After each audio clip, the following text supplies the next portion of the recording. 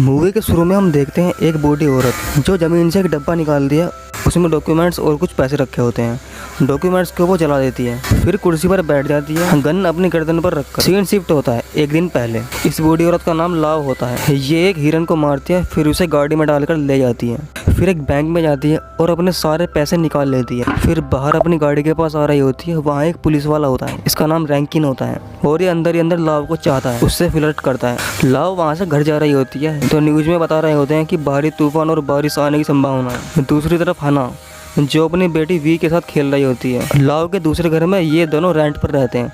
लाव वहाँ आती है किराया मांगने के लिए और बोलती है कि कल तक मुझे किराया चाहिए, नहीं तो यहाँ से चले जाना। फिर गाड़ी स्पीड से वहाँ से चलाती है। अचानक से वी उसके सामने आती है जो बाल बाल बचती है और उल्टा लाव हन्ना को डांटती है, बोलते है कि ये दुनिया प्लेग्राउंड नहीं है, समझाओ अपनी बेटी को। हन्ना अपनी बेटी के साथ अपने घर आती है। फिर वहाँ क्रिस नाम का एक लड़का आता है जो हन्ना का फ्रेंड होता है और शायद ये दोनों एक दूसरे को लाइक भी करते हैं। वो हन्ना से फ्लर्ट करने लगता है और फिर वहाँ से शहर की ओर चला जाता है।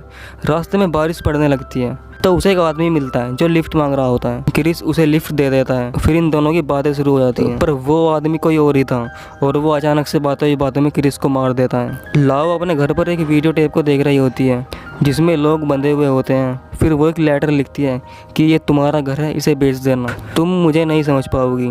फ्रिज में जैक्स के लिए 1 महीने का मीट रखा हुआ है और तुम्हारे लिए कुछ पैसे। जिंदगी आसान नहीं होती। इसने मुझे कुछ अच्छी चीज़ें बताई तो कुछ बुरी भी। दूसरी तरफ हन्ना के घर भी बिजली चली गई थी। वो बाहर आती है तो क्रिस की गाड़ी खड़ी होती है वहीं पर और वो उसमें देखती है तो क्रिस की लाश पड़ी होती है। वो बहुत घबरा जाती है और वापस अपने घर आती है तो वी वहाँ नहीं होती है और उसके बेड पर एक फोटो पड़ी होती है जिसमें उसके फादर उसको पकड़े हुए हैं। दूसरी तरफ लव खुद को गोली मारने ही वाली होती है कि अचानक वहाँ हन्ना आती है फ़ोन करने के लिए पुलिस को, पर फ़ोन डेड होता है। वो लव से बोलती है कि उसके फादर ने वी को किडनैप कर लिया है। वो लव को वो फोटोग्राफ दिखाती है जो बेड पर पड़ी थी। उस फोटोग्राफ के पीछे लिखा होता है हाय मॉम माय टर्न। दोस्तों इसका मतलब हमें आगे पता चलेगा। वो दोनों गाड़ी में आकर बैठते हैं पर गाड़ी स्टार्ट नहीं होती। लव बाहर आकर इंजन खोलती है तो वहाँ टाइम बम लगा हुआ होता है और वो फटने ही वाला होता है। दोनों वहाँ से तुरंत हट जाते हैं और बाल बाल बजते हैं। वहीं दूर खड़ा फादर ट्रॉली में वी को ले जा रहा होता है। लव बोलती है हमें अभी उसे पकड़ना होगा, नहीं तो वो सुबह तक बहुत दूर निकल जाएगा। वी के फादर का नाम फिलिप्स होता है। हन्ना बोलती है फिलिप्स आर्मी में ट्रेंड है, हम उसका कुछ नहीं बिगाड़ पाएंगे। पर लव फर्स्ट एड, गन्स, खाना, टॉर्च वगैरह इकट्ठा कर दिया और ये चल पड़ते हैं। जैक्स नाम का कुत्ता भी इनके साथ चलता है। दूसरी तरफ वी फिलिप के साथ एक लकड़ी के कैबिन में होती है एंड वो बोलती है कि उसे माँ से मिलना है। फिलिप बोलता है कि मैंने घर पर एक क्लू छोड़ा है कि हम कहाँ पर हैं। ये एक एडवेंचर गेम की तरह है, तुम्हारी माँ खुद हमारे पीछे पीछे आएगी। दूसरी तरफ ट्रॉली के निशान को फॉलो करते हैं हन्ना और लाव, तो वो उसी कैबिन के पास पहुँच जाते हैं। वहाँ 2 आदमी बाहर खड़े होते हैं। हन्ना बोलती है कि ये दोनों फिलिप्स के साथ आर्मी में थे। फिर लाव पीछे से होकर कैबिन के पास जाती है और एक्टिंग करने लगती है कि मैं बहुत बूढ़ी हूँ, थकी हुई हूँ, प्लीज़ मुझे थोड़ी जगह के लिए यहाँ रेस्ट करने दो। वो उसे अंदर आने देते हैं पर अंदर ना ही वी होता है और ना ही फिलिप्स। लाव वहाँ बैठ जाती है पर उन दोनों को उस पर शक होने लगता है। लाव को भी पता चल जाता है कि इन्हें उस पर शक होने लगा है। एक को तो वो तुरंत गोली मार देती है और दूसरे को बहुत मुश्किल से मारती है जिसमें उसे भी चोट लग जाती है।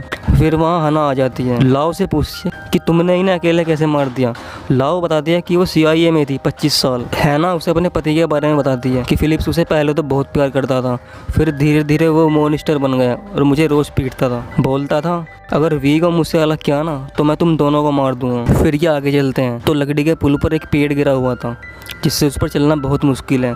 नीचे नदी होती है और ये पुल ही एक रास्ता होता है नदी पार करने का। बड़ी मुश्किल से वो पार करने ही हवाले होते हैं। अचानक से लाव के हाथ में दर्द होने लगता है और वो दोनों गिर जाते हैं, पर किस्मत से नदी में गिरने से बच जाते हैं और संभल कर वो फिर आगे चलने लगते हैं। हन्ना उससे पूछती है कि तुम मेरी इतनी मदद क्यों कर रही हो, जिस पर लाव कुछ नहीं बोलती है। आगे इन्हें एक शिप मिलता है जो खराब पड़ा हुआ था बट उसमें वी के खिलौने रखे होते हैं और एक फोटोग्राफ भी मिलता है जिससे लगता है कि वी यहीं पर थी। लाव हन्ना को फ़ोन देती है कि उस पहाड़ी पर जाओ और रैंकिन से कांटेक्ट करने की कोशिश करो।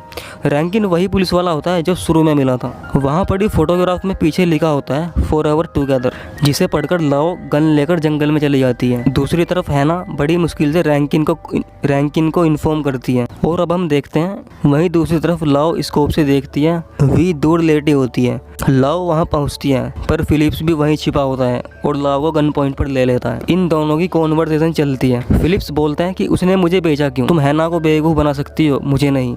वो बोलती है ये हन्ना नहीं जानती कि मैं कौन हूँ। फिलिप्स बोलता है तुम आज भी मुझे अपना बेटा नहीं मानती। जी हाँ दोस्तों, फिलिप्स लाओ का ही बेटा होता है, इसलिए वो हैना की मदद कर रही थी। फिलिप्स बोलता है मैं भी उस टाइम पे वी की उम्र का था जब मुझे वो लोग ले गए थे। दोस्तों बहुत साल पहले लाओ एक मिशन पर थी, तो ईरान में वो एक मिशन पर होती है, वहाँ फिलिप्स भी उसके साथ था। तो वो टेररिस्ट फिलिप्स को अपने साथ ले गए थे। वहाँ फिलिप्स के साथ बहुत ज़्यादा टॉर्चर हुआ था। वो वापस तो आ गया था पर मेंटली अनस्टेबल है अभी भी, और वो लाओ का इसका जिम्मेदार मानता है और वो अब सारे परिवार को मारना चाहता है। इसलिए वो फोटोग्राफ पर क्लू छोड़ रहा था कि वो सब इसके पीछे आए और वो सारों को मार सके। लाओ ये समझ जाती है, अचानक से चाकू से हमला कर देती है। फिलिप्स घायल हो जाता है बट वो फिर भी लाओ पर भारी पड़ता है। लाओ के कंधे पर कुल्हाड़ी मारता है और भाग जाता है। अब यहाँ वो लाओ को इसलिए नहीं मारता क्योंकि वो सारा परिवार एक साथ ही मारना चाहता है। दूसरी तरफ रैंकिन को आर्मी से इंस्ट्रक्शन मिलते हैं कि उस एरिया से दूर रहें। दरअसल फिलिप्स ने किसी आर्मी ऑपरेशन में धांधलेबाजी की थी जिससे यूएस आर्मी भी उसकी जान के पीछे है। वहीं लाओ हैना को सच बताती है। लाओ बोलती है माँ बनने के अलावा मुझ पर और भी जिम्मेदारियां थी। गुस्से में हैना वहाँ से भाग जाती है। सुबह होती है तो रैंकिन उस शिप के पास आता है लाओ की मदद करने के लिए अपनी गाड़ी लेकर, बट लाओ उसको बातों में फंसाकर उसी की गाड़ी लेकर वहाँ से भाग जाती है। दूसरी तरफ हैना को वी दूर से आवाज़ लगाती है। वो एक लाइट हाउस के ऊपर खड़ी होती है। हैना वहाँ जाती है तो वहाँ फिलिप्स भी होता है वी के साथ। हैना फिलिप्स से रिक्वेस्ट करती है कि उसे वी को गले लगाना है एक बार बस, तो वो मान जाता है। हैना वी को कान में कुछ बोल दिया तो वी नीचे भाग जाती है। हैना के पास गन होती है और वो उससे फिलिप्स को गन पॉइंट्स पर ले लेती है एंड गुस्से में उसको गोली मार देती है और नीचे आ जाती है। पर वो बाहर जाने के बजाय नीचे ही आती है लाइट हाउस में, क्योंकि उसे लगता है वी शायद नीचे ही है। थोड़ी देर में लाओ भी वहाँ आ जाती है बट हम देखते हैं वहाँ पर एक्सप्लोसिव लगे होते हैं। ऊपर से घायल फिलिप्स आ रहा होता है। वो दोनों लाइट हाउस के पीछे के गेट्स की तरफ जाते हैं जो बाहर से बंद था और जरा सा खुला हुआ था। उसमें से वी तो निकल पाती है पर ये दोनों नहीं। ऊपर फिलिप्स को पता चल जाता है कि वो सब नीचे हैं और वो रिमोट लेकर एक्सप्लोसिव को उड़ाने लगता है। बट दूसरी तरफ लाओ एक डिवाइस से सारी फ्रीक्वेंसीज को बंद कर देती है क्योंकि उसे शक था फिलिप्स सारे परिवार को मारना चाहता है, इसलिए उसने ज़रूर सारे में एक्सप्लोसिव लगाए होंगे। उसने 25 साल CIA में काटे थे तो उसे एक्सप्लोसिव डिफ्यूज़न के बारे में बहुत पता था एंड वो एक्सप्लोसिव नहीं फटते। फिर हैना बड़ी रोड लाती है और उस दरवाजे को तोड़कर बाहर निकल जाते हैं। फिर छिपते छिपते वहाँ से भाग जाते हैं। आर्मी का हेलीकॉप्टर ऊपर ही होता है। फिलिप्स भी वहाँ से बाहर आ रहा होता है। लाओ हैना और वी से बोलती है तुम यहाँ से भाग जाओ, घर जाकर तुम्हें एक लेटर मिलेगा उसे पढ़ लेना। पर वो दोनों मना करते हैं कि तुम भी हमारे साथ चलो। फिर हैना उन्हें समझाती है कि तुम जाओ, मैं अपने बेटे से मिलकर आती हूँ।